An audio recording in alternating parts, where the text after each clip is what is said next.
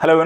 G20 summit Bharat में यहाँ पर 8, 9 और 10 सितंबर को दिल्ली में आयोजित किया जा रहा है। लेकिन इसी बीच देखा जाए तो G20 के अंतर्गत कई ऐसे यहाँ पे संवाद मंच हैं जो कि अलग अलग विषयों पर होते हैं, जैसे आर्थिक, संस्कृति, कृषि, तकनीकी, शिक्षा और ऐसी ही स्थितियों को लेकर यहाँ पर सभी सदस्य देशों के प्रतिनिधि आपस में मिलते हैं, पार्टिसिपेट करते हैं, विभिन्न मुद्दों पर यहाँ पर चर्चा करते हैं और एक साझा यहाँ पर दृष्टिकोण कह सकते हैं या घोषणा पत्र जो है वो तैयार करते हैं। इन सभी को लेकर के आगे G20 शिखर सम्मेलन में यहाँ पर एक फाइनल यहाँ पर डॉक्यूमेंटेशन होता है और एक G20 घोषणा पत्र जो जहाँ पे जारी होगा उसके माध्यम से आगे आने वाले समय में किस तरीके से ये देश मिलकर काम करेंगे, किस मुद्दों को लेकर काम करेंगे, उसको यहाँ पर आपको अमली जामा पहनाया जाता है। आज ऐसे ही एक टॉपिक को लेकर हम डिस्कस करेंगे। हाल ही में भारत में B20 शिखर सम्मेलन B20 यहाँ पे संवाद मंच का आयोजन किया गया। आज हम इस मुद्दे को देखते हैं कि क्या है ये मंच, किस तरीके की चर्चाएं की गई, क्या यहाँ पर भारत हासिल करने जा रहा है G20 शिखर सम्मेलन में और B20 में यहाँ पर किन कौन कौन से यहाँ पर मुद्दों को लेकर चर्चा की गई। सबसे पहले अगर हम यहाँ पर देखते हैं कि जो मुद्दा यहाँ पर आपको मिलेगा, B20 का मतलब होता है बिजनेस, अर्थात कि व्यापार, वाणिज्य इत्यादि को लेकर के क्या क्या है विभिन्न देशों के मुद्दे, उन चीज़ों को लेकर डिस्कस करना। जैसे कि यहाँ पर अगर हम देखें B20 में वैश्विक व्यापार समुदाय को इसमें शामिल किया जाता है और ये G20 का संवाद मंच के रूप में इसे देखा जाता है। इसमें हम वैश्विक आर्थिक व्यापार नियंत्रण पर वैश्विक व्यापार से संबंधित जो नेता हैं, अर्थात कह सकते हैं विश्व के 20 सबसे बड़े यहाँ पे आर्थिक अर्थव्यवस्था वाले यहाँ पे देशों को लेकर के यहाँ पे मुद्दा होता है, चर्चा होती है, किस तरीके से आपस में मिलकर के कार्य कर सकते हैं, उन चीज़ों को एक साझाकरण, अपने संवाद या फिर अपनी अपनी बात रखना। देखा जाए तो संपूर्ण G20 जो व्यापारिक समुदाय है, ये एक एकीकृत आवाज या प्रतिनिधित्व एक तरीके से B20 आपको करता है G20 का। G20 प्रेसिडेंसी के द्वारा एक G20 अध्यक्ष की यहाँ पर हर वर्ष एक नियुक्त की जाती है, जिसे हम G20 का शेरपा कहते हैं, अर्थात कि जो देश यहाँ पर G20 की अध्यक्षता जिस वर्ष करता है, जैसे इस वर्ष अगर हम देखें तो भारत कर रहा है, तो भारत इस वर्ष यहाँ पे क्या है, G20 का प्रतिनिधित्व अध्यक्ष या शेरपा हम उसे यहाँ पर कहेंगे। इसके अलावा B20 का जो लक्ष्य क्या है, इसके माध्यम से देखा जाए तो आर्थिक विकास को बढ़ावा देना, आवर्ती राष्ट्रपति पद की प्राथमिकताओं के अनुरूप कार्यवाही हेतु यहाँ पर सिफारिशें करना, अर्थात कि आने वाले जो भी यहाँ पर अगला अध्यक्षता यहाँ पे G20 के करेगा उसे किस दिशा में काम करना है, क्या क्या यहाँ पे लक्ष्य निर्धारित किए जाएंगे, वो सब भी इसमें निर्धारित किया जाता है। B20 देखा जाए तो सर्वसम्मति आधारित एक नीति अनुशंसाओं के लिए जिम्मेदार टास्क फोर्स है और एक्शन काउंसिल के माध्यम से यहाँ पर संचालित किया जाता है। ये सिफारिशें जो है G20 में अंतर्राष्ट्रीय संगठनों के लिए यहाँ पे निर्देशित, अर्थात जो मुद्दे यहाँ पे निर्धारित किए गए हैं वही आने वाले G20 शिखर सम्मेलन का यहाँ पर मेन मुद्दा होगा, उसी पे यहाँ पर उनके प्रतिनिधि चर्चा करेंगे। देखा जाए तो B20 की थीम क्या रही, B20 के संदर्भ में यहाँ पे सदस्य कौन हैं और इसकी क्या विशेषताएं हैं। सबसे पहले बात कर लेते हैं थीम की। तो आप B20 की जो थीम है रेस, अर्थात कि आर का मतलब है जिम्मेदार, रिस्पॉन्सिबल, त्वरित यानी कि एक्सेलरेट, नवोन्मेषी यानी कि इनोवेशन, टिकाऊ यानी कि सस्टेनेबल और न्याय संगत व्यवसाय यानी कि इक्विटेबल बिजनेस। ये यहाँ पर देखा जाए तो आपको इसकी थीम रखी गई है। इसका उद्देश्य क्या है कि समावेशी वैश्विक मूल्य श्रृंखला के माध्यम से ऊर्जा, जलवायु परिवर्तन, डिजिटल परिवर्तन, वित्तीय समावेशन, आगामी यहाँ पे रोजगार जैसे क्षेत्रों को वैश्विक भागीदारी के माध्यम से यहाँ पर एक दूसरे का सहयोग करना। B20 इंडिया के सदस्य कौन कौन से इसमें जिन्होंने पार्टिसिपेट किया, तो इसमें आप देख सकते हैं अर्जेंटीना, ऑस्ट्रेलिया, ब्राजील, कनाडा, चीन, France, Germany, Bharat, Indonesia, Italy, Japan, Korea यहाँ पे गणराज्य शामिल हुआ, यूरोपीय संघ इसका सदस्य है, संयुक्त राज्य अमेरिका, यूनाइटेड किंगडम, टर्की, दक्षिण अफ्रीका, सऊदी अरब, रूस और मैक्सिको जो है यहाँ पर इसके सदस्य हैं। B20 इंडिया शिखर सम्मेलन की विशेषताएं क्या क्या रहीं, किन किन मुद्दों को लेकर के यहाँ पर आपको देखने को मिलता है, बात बनी है आज उस पर चर्चा हुई है। सबसे पहले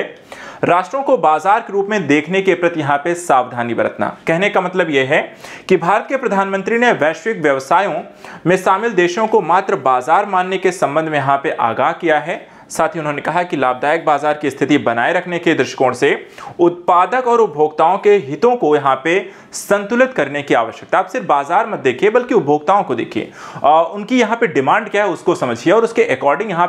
पर बैलेंस बनाकर चलिए और इससे एक आपका नया दृष्टिकोण विकसित होगा जिससे बाजार को बेहतर तरीके की एक समझ हमारी विकसित होगी। दूसरा यहां पर देखें, दो मुद्दों को और इसमें उठाया गया। एक मुद्दा इसमें रखा गया कि वैश्विक आपूर्ति श्रृंखला के संबंध में, वहीं दूसरा व्यावसायिक दृष्टिकोण के संबंध में। सबसे पहले अगर हम देखें यहाँ पे वैश्विक आपूर्ति श्रृंखला में जो व्यवधान है और भारत इसका क्या समाधान यहाँ पर चाहता है, तो सबसे पहले हम कोविड-19 की एक स्थिति को इसमें चर्चा की गई कि महामारी के बाद जो वैश्विक आपूर्ति श्रृंखलाओं में अपरिवर्तनीय व्यवधानों की ओर एक इशारा किया गया कि जो चीजें अभी भी बदली नहीं है, कोविड के इंपैक्ट से पूरी तरीके से मार्केट बाहर आया नहीं है और संकट के समय देखा जाए तो ऐसी आपूर्ति श्रृंखलाओं को किस तरीके से दक्षता कह सकते हैं कि समस्याएं जो हुई कोविड-19 के दौरान, जिस तरह व्यापार प्रक्रियाएं जो हुई पूरी तरीके से प्रभावित हुई, उसमें हम किस तरीके से ज्यादा बेटर कर सकते हैं, इसको लेकर चर्चा की गई। इसके अलावा वैश्विक आपूर्ति श्रृंखलाओं में व्यवधानों को संबोधित करने में भारत को एक भरोसेमंद समाधान के रूप में प्रस्तुत किया गया, क्योंकि भारत ने सबसे बड़े स्तर पर यहाँ पर देखा जाए तो कोविड-19 की दवाओं को यहाँ पे आपूर्ति की थी, तेजी से यहाँ पर देशों तक अपनी पहुंच को पहुंचाया था। मैं कह सकते हैं कि बड़ी संख्या में वैक्सीन इत्यादि को पहुंचाया, जो कि दिखाता है कि भारत के यहाँ पे एक वैश्विक साख में यहाँ पर आपको सुधार, एक कह सकते हैं प्रभावशाली की स्थिति। इसके अलावा भारत की तकनीकी क्षमता पर प्रकाश डाला गया, जिसमें आपूर्ति श्रृंखला में प्रबंधित अनुकूलित करने के लिए नवीन समाधान, डिजिटल उपकरण अपनाने की उसकी क्षमता की ओर संकेत करता है, अर्थात कि भारत की तकनीकी दक्षता यहाँ पर कितनी बेहतर हुई है उसको भी यहाँ पर बताया गया।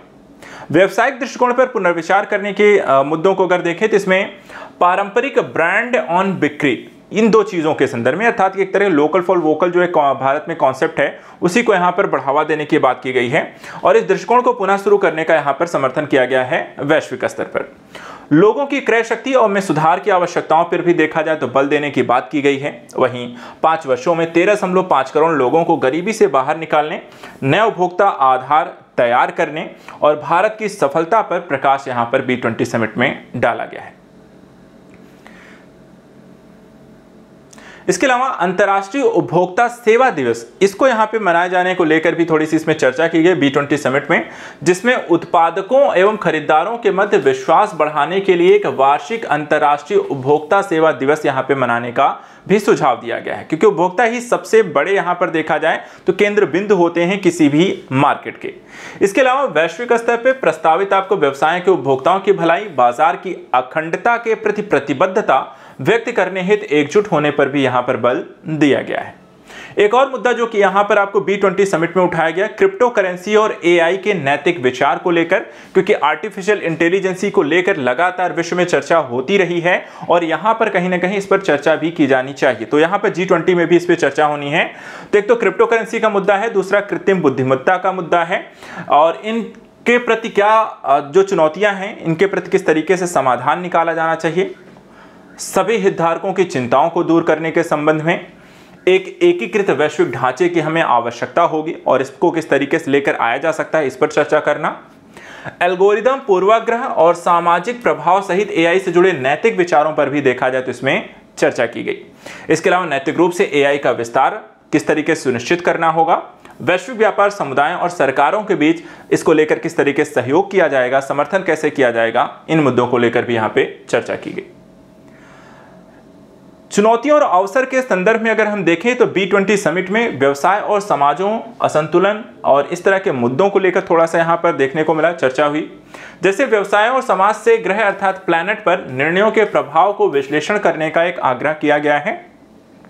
कि जो भी आपका व्यवसाय है उससे आपके पृथ्वी पर, ग्रह पर क्या प्रभाव पड़ रहा है, जो भी आपके समाज पर किस तरीके से उसका व्यवसाय के कारण क्या प्रभाव पड़ रहा है, ये चीजें आपको देखनी होंगी। इसके अलावा जलवायु परिवर्तन के कारण ऊर्जा संकट हो गया या खाद्य आपूर्ति श्रृंखला में असंतुलन की स्थिति हो गई या साइबर सुरक्षा जैसी जो चुनौतियां हैं, इनके संदर्भ में किस तरीके का जवाब तैयार करना होगा, क्या हल निकालना होगा जिसके माध्यम से व्यापार, मानवता के भविष्य को यहाँ पर आकार बेहतर तरीके से दिया जा सके, ये भी मुद्दे इसमें शामिल रहे हैं। तो आप देख सकते हैं कि वर्तमान समय की चुनौतियों पर ज्यादा फोकस है B20 समिट और इसी को हल करने का प्रयास यहाँ पे किया जाएगा। एक वैश्विक स्तर पे G20 समिट में इन मुद्दों को लेकर जो राष्ट्राध्यक्ष मिलने वाले हैं उनके माध्यम से एक वैश्विक सहयोग को स्थापित करने का प्रयास किया जाएगा।